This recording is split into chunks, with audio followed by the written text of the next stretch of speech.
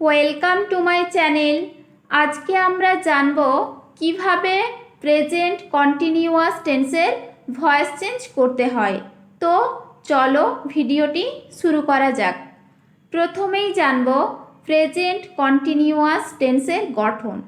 এক্ষেত্রে আমরা প্রথমে সাবজেক্ট বসাই, তারপর হেল্পিং ভার্ব হিসাবে এম ইজ আর বসাই, তারপর মেন ভার্বের সঙ্গে আইএনজি যুক্ত করে বসাই, তারপর অবজেক্ট বসাই।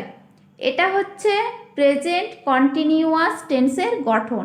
এবার এটাকে যদি আমরা অ্যাক্টিভ থেকে প্যাসিভ করি তখন আমাদের কি করতে হবে না, প্রথমে অবজেক্টটিকে সাবজেক্ট হিসাবে লিখতে হবে, তারপর হেল্পিং ভার্ব হিসাবে এম ইজ আর বসাতে হবে।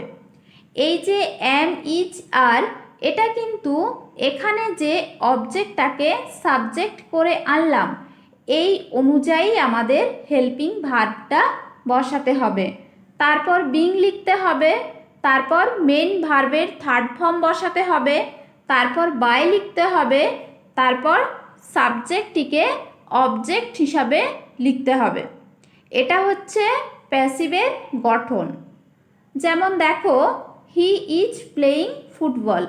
এখানে হি হচ্ছে সাবজেক্ট, ইজ হচ্ছে হেল্পিং ভার্ব, প্লে হচ্ছে মেন ভার্ব, এর সঙ্গে আইএনজি যুক্ত করে প্লেয়িং হয়েছে, ফুটবল হচ্ছে অবজেক্ট। এবার এটাকে যদি আমরা প্যাসিভ করি তখন আমাদের কি করতে হবে না, প্রথমে অবজেক্টটিকে সাবজেক্ট হিসাবে লিখতে হবে। অবজেক্টটিকে সাবজেক্ট হিসাবে লিখলে কি হবে না, ফুটবল। তারপর হেল্পিং ভার্ব হিসাবে এম ইজ আর বসাতে হবে।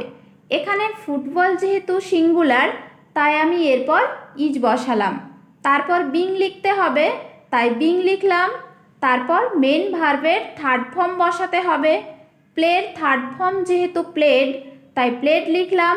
তারপর বাই লিখতে হবে তাই বাই লিখলাম। তারপর সাবজেক্ট যেটা থাকবে সেটাকে অবজেক্ট হিসাবে লিখতে হবে।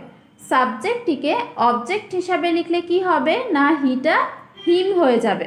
তাহলে কি হলো না, football is being played by him. এবার আমরা জানব প্রেজেন্ট কন্টিনিউয়াস টেন্সের নেগেটিভ সেন্টেন্স থাকলে তার ভয়েস চেঞ্জ করার নিয়ম। এক্ষেত্রে অ্যাক্টিভের গঠনটা কীরকম হয় না, এক্ষেত্রে আমরা প্রথমে সাবজেক্ট বসাই, তারপর হেল্পিং ভার্ব হিসাবে এম ইজ আর বসাই, তারপর নট বসাই, তারপর মেন ভার্বের সঙ্গে আইএনজি যুক্ত করে বসাই, তারপর অবজেক্ট বসাই।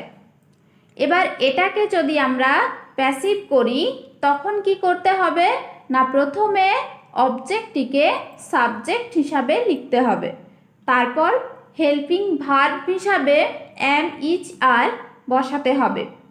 এই যে এম ইজ আর, এটা কিন্তু এখানে যে অবজেক্টটাকে সাবজেক্ট করে আনলাম এই অনুযায়ী আমাদের হেল্পিং ভার্বটা বসাতে হবে।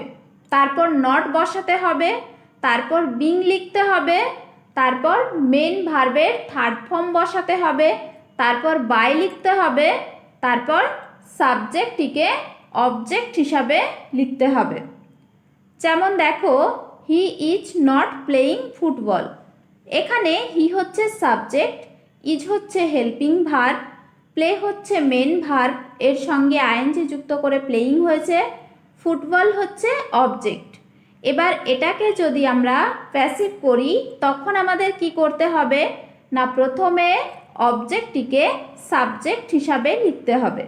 অবজেক্টটিকে সাবজেক্ট হিসাবে লিখলে কি হবে না, ফুটবল। তারপর হেল্পিং ভার্ব হিসাবে এম ইজ আর বসাতে হবে। এখানে ফুটবল যেহেতু সিঙ্গুলার তাই আমি এরপর ইজ বসালাম। তারপর নট বসাতে হবে তাই নট বসালাম। তারপর বিং লিখতে হবে তাই বিং লিখলাম। তারপর মেন ভার্বের থার্ড ফর্ম বসাতে হবে।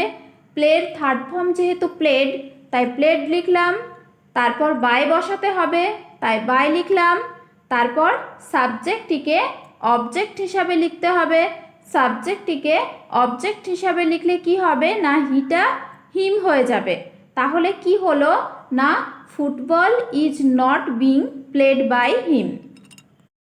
এবার আমরা জানব প্রেজেন্ট কন্টিনিউয়াস টেন্সের ইন্টারোগেটিভ সেন্টেন্স থাকলে তার ভয়েস চেঞ্জ করার নিয়ম।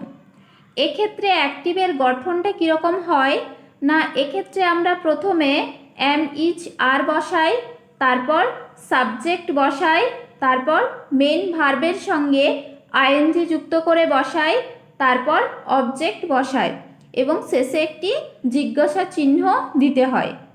এবার এটাকে যদি আমরা প্যাসিভ করি তখন আমাদের কি করতে হবে না প্রথমে অবজেক্টটিকে সাবজেক্ট হিসাবে লিখতে হবে, তারপর হেল্পিং ভার্ব হিসাবে এম ইজ আর বসাতে হবে।